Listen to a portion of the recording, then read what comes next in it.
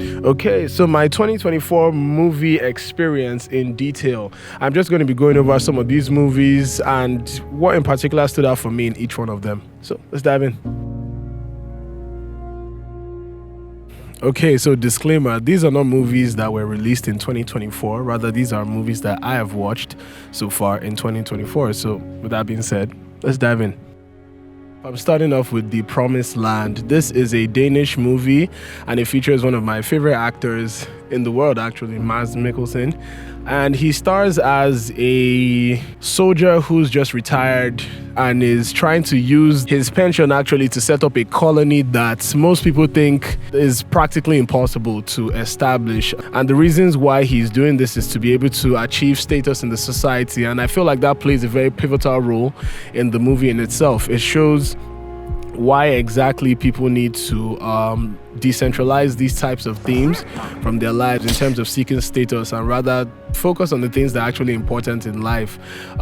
Throughout the movie, you can see that he has spent his entire life seeking status, whether it was as a soldier or even after retirement, trying to just fit into a role in society to sort of validate his existence. But throughout the movie, we're led to see the more important things in life, actually, like companionship, like family, seeking company in a world that can be desolate and lonely. And I feel like that's one of the things that makes The Promised Land just very promising in itself. And it's a very beautiful movie. I think that you should definitely watch it.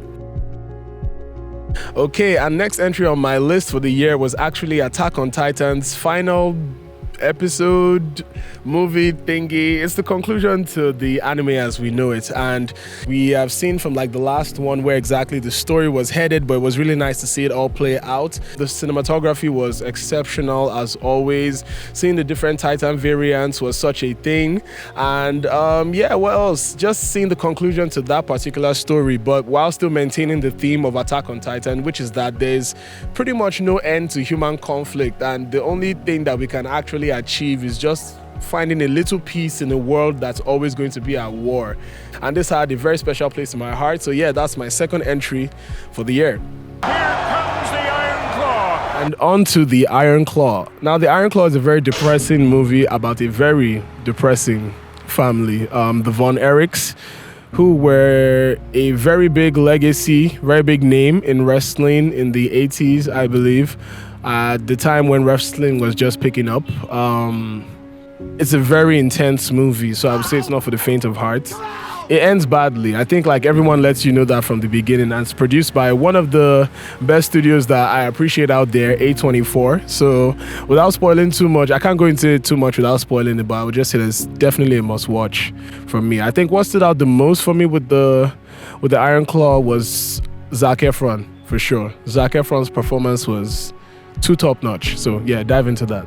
Nothing else matters when it comes to love. Now, Anyone But You is one of those movies that feels eerily reminiscent of the early 2000s rom-coms. Like you could easily see Sandra Bullock or Julia Roberts in the role of Sydney Sweeney. And it's one of those movies that deals heavily in nostalgia, but that works very heavily for it actually, because going into Anyone But You, it just gives you a feeling of warmth and just the classic rom-com style. It's a very simple plot. Girl meets boy, for some reason they fall out, and it turns into a feud that lasts many years until eventually it all climaxes at the wedding of one of them's friend and the other's sister. And it's just one of those movies that really kind of makes you feel fuzzy inside and maybe believe in love a little bit. But that's Anyone But You. Definitely jump in. I found the crown of France in the gutter.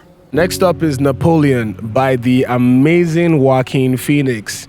This was produced by Apple TV. It's a very engaging film. It's more on the slow pace.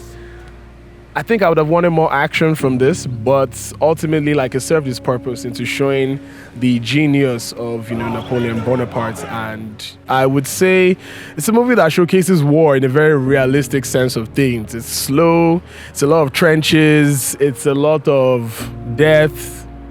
I love the eccentric nature of the movie. I love the eccentric nature of the character himself. I love the performance by Joaquin. I feel like the supporting cast also did really great. I love the life and times, and it's a really good reflection on history, on one of history's greatest leaders. And I feel like, yeah, definitely you should check it out. our delicious dead goat. And now on to the final one. And it's very befitting for the last one because it's a movie that I find to be very unique. In fact, I would say it ranks amongst some of the more unique ones in this list. If You Were the Last is about two stranded astronauts that are on a spaceship stranded somewhere in the cosmos who cannot find their way back home.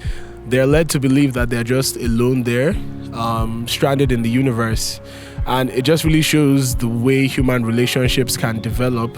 And I think the movie is very self-aware in the way that it tackles, certain aspects of itself, in the sense that are these two people actually developing a relationship and romance because they are two people stranded in the middle of nowhere? Or is this actually something that they were just given a divine, very unique opportunity to develop something, amongst two people who were more alike than they would have even thought? And it happens to just be one of the most special movies that I feel has come out within the last 10 years, especially from a director's perspective. I mean, the entire movie is shot on a spaceship, but because of the very fun and wacky nature of the movie itself, the special effects are not really heavy, so it's not showing anything that's too heavy on space fairs kind of stuff, and it just really focuses on the human aspect of things. I mean, even the spaceship is built like a house.